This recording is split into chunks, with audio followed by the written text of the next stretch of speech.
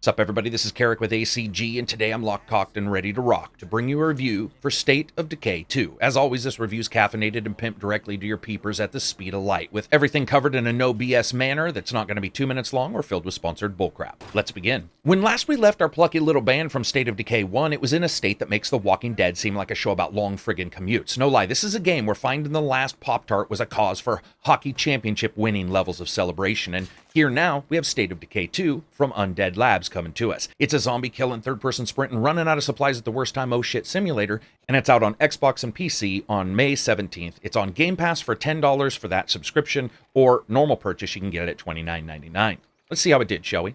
As always, if you like the video, maybe subscribe. So here's my review for State of Decay 2. Sorry, but we gotta eat. Sheriffs in Forgotten Lands, and a long list of broken plans. Graphics start first. Yeah, it's State of Decay, all right. Listen, the original State of Decay shambled in on an engine capable of delivering the only thing I like to call old man frame rates. That means barely mobile and hitting on the teens. It would get down to 15 FPS at times, and while the combined edition shored up some of those issues, the game would have never been called State of Pretty. State of Decay 2 moves to the Unreal Engine, away from the original title's engine that was just specific for that game. It adds a number of graphical effects and then promptly does everything it can to see if it can crash your system. First, the good. When it comes to world design, I think we've all had those moments when something doesn't fit or doesn't resonate with the current theme of a title. State of Decay 2 absolutely nails it when it comes to environment, though. From decrepit old farmhouses with questionably filled innards to the lumbering thunder run of a juggernaut as he puts his head down and just does his best Roy Nelson impression, surprising you with speed and mobility even if he does get winded after like 12 seconds. New animations for some of the zombies are excellent and yet not overdone, so when you meet them and they're chewing on your face unceremoniously, at least it looks good. And then there are the excellent changes to the lighting system, because pretty much at night it's pitch black and, just like my sex life, everybody always ends up crying at the end.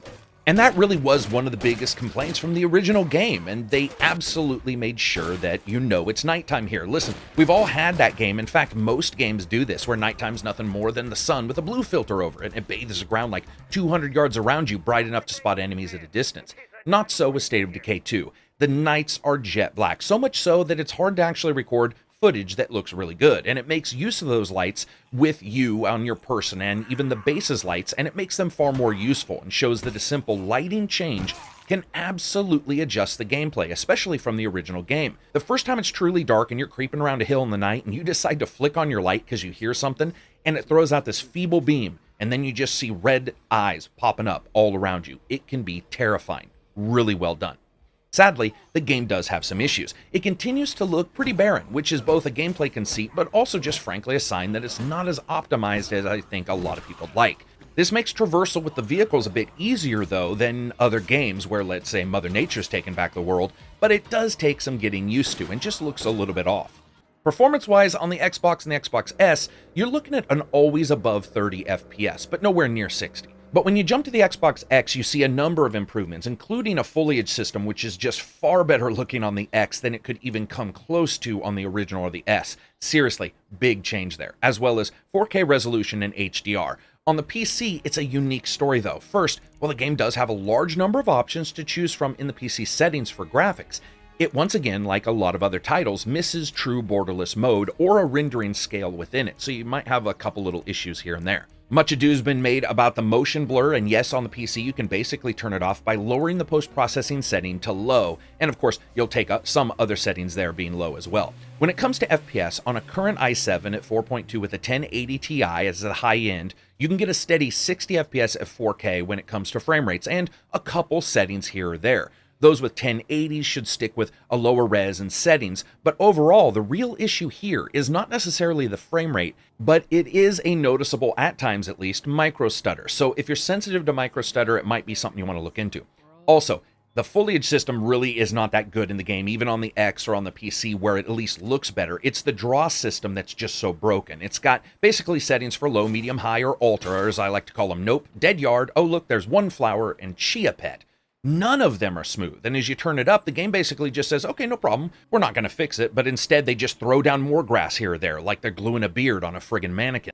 That being said, it's impossible to not notice at times when you're traipsing through the tulips and you've got a bunch of bad guys behind you and you're just shooting off your guns and it's in the black middle of the night, and all of that lighting is done really well, where the game can be said to actually look really, really good.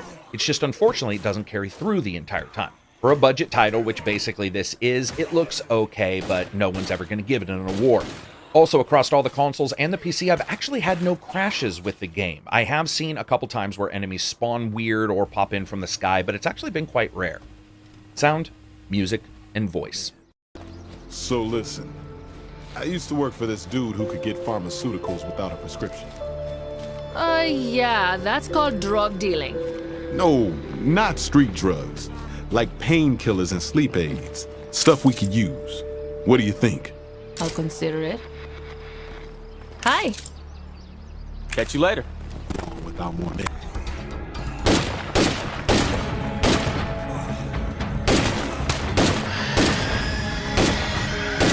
Don't get any better than that.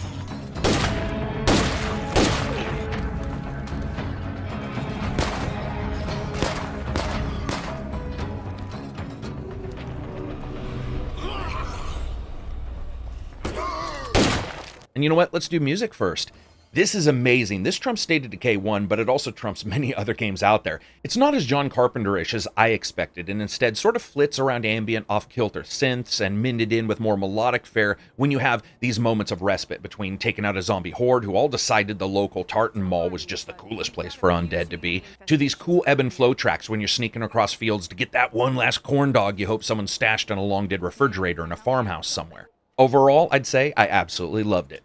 And let's talk about voice. So where State of Decay 1 opened with a particular story and then branched out from there, in this game it sort of plays out a bit differently, and this includes how the voices are done. Now they're more interspersed moments that are tied together to somewhat make sense. Usually full sentences are a rare thing unless it's two main characters that you start with. Think Injustice 2, when characters meet one another and basically tell each other how much hurt they're going to throw down. Now that being said, I would have loved for it to be more developed too. It seems like a lost cause to not have some more fleshed out vocals for some of these characters. Overall, I'd say it's just okay, but I would have liked some more.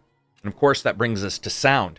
I love this. This is excellently done. It's got excellent surround sound and layering to the samples themselves, and the first time you hear that insanely sharp report of a .22 long rifle echoing down off one of your towers, yes, that includes the shotguns, have a very good tonal range overall and fit within the world. When you decide to get up close and personal and do some Van damage, you grab your bat with a saw blade bolted to the end and start smashing people. The sound effects here have that kind of let's kill an entire hot summer worth of watermelon kind of juicy sound effects you would expect from a B-movie or, of course, from zombie games.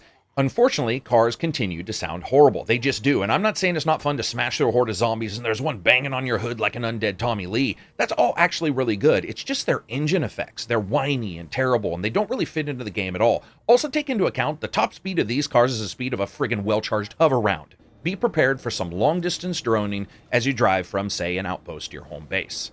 And of course, that brings us to gameplay and a bit about the story.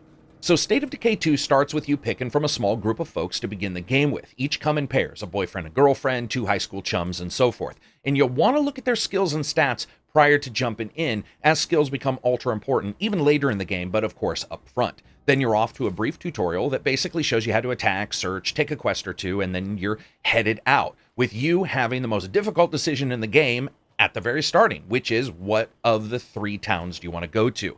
Each is fairly sizable for the way State of Decay plays, and you have a large map based near a set of mountains. You have one that's more farmland and one that's sort of a mixture of both. They all have their own difficulties and, of course, benefits, and you can, yes, travel between them later as you move your base. And then you're off, and the first thing you have to do is, of course, set up a small base of operations, so let's start there. Welcome to Casa de Carrick. Has everything you wanted: movie theaters, towers, and a giant fucking hole in the wall. Get used to that crap, because nothing in State of Decay isn't without some negative. You find a base and it might have amazing already built structures like my creepy fantasy movie theater, which allows for me to put on plays, watch movies, and so forth, and it raises morale, which is vital, especially in a game where everyone's raising holy hell and leaving. Think The Sims, when you'd build a house and then remove the doors and watch them lose their crap, except here in State of Decay they have guns and like to beat each other up.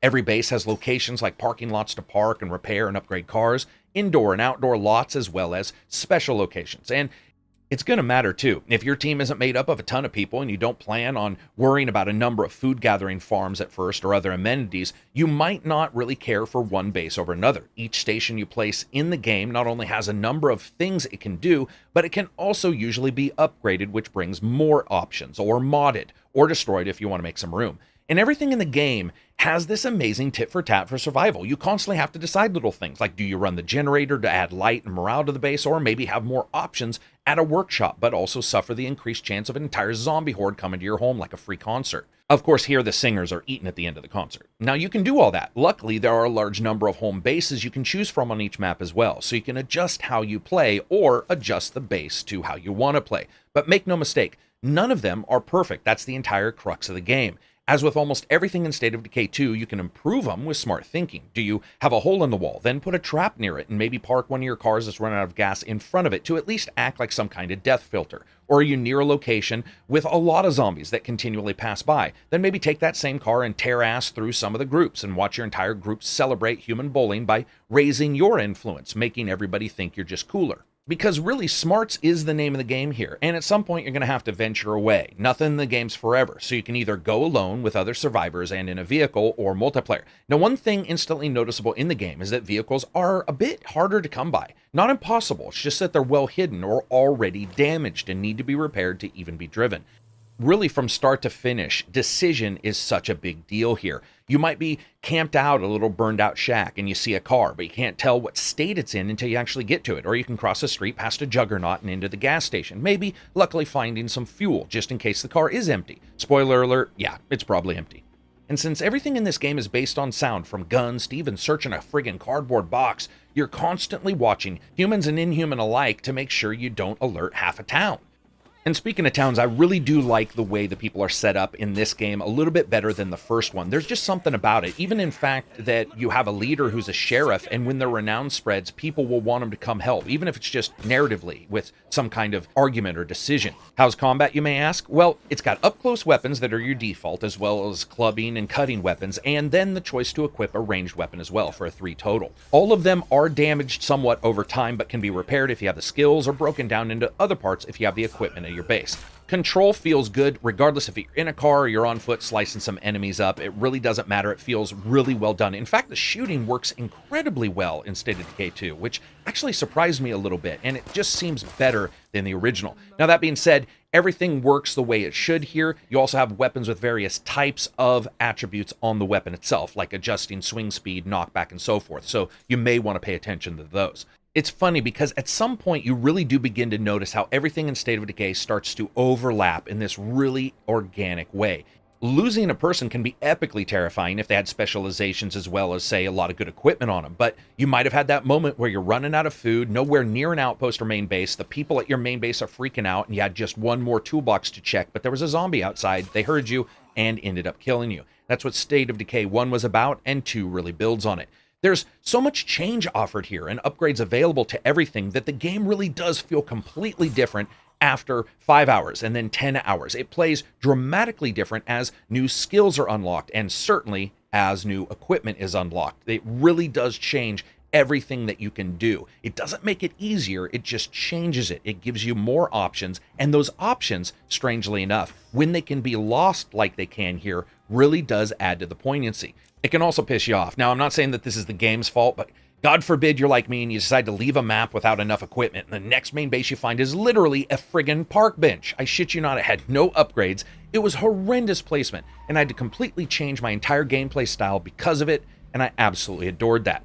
Overall, State of Decay 2 absolutely nails that teeter-totter balance that many zombie games don't really have. And like first-person shooters where a Deus Ex, Shadow Warrior, and a Far Cry can all be in that genre and add unique and different gameplay styles, State of Decay 2 does this for me for zombie games. It's only the second game after the original that really made me absolutely think strategically, and one where just as I thought, man, this has been pretty easy so far, I realized it's because everything was close to my base, and now that stuff is exhausted, so we had to move on. And then in the next 4 minutes, I lost 4 different people. One to a juggernaut who thought it'd be cool to tear somebody in half, another to a feral, and that's like fighting a goddamn crank-fueled Circus Soleil acrobat with a cannibal fetish, and another just left because they figured, you know what, if you're this bad of a leader, maybe I'm best by myself. And it was so crazy to go from such a big group to such a small group that fast. Now, when it comes to multiplayer, you can use your radio to tell others you're available for help and you get sucked away when someone on your list needs it, or you can join directly with up to 3 others. Luckily, I didn't have any extra crashes because of that, but I did once again notice a couple of those little spawning issues, and I've seen some performance issues on the PC for people joining up as well that you just may want to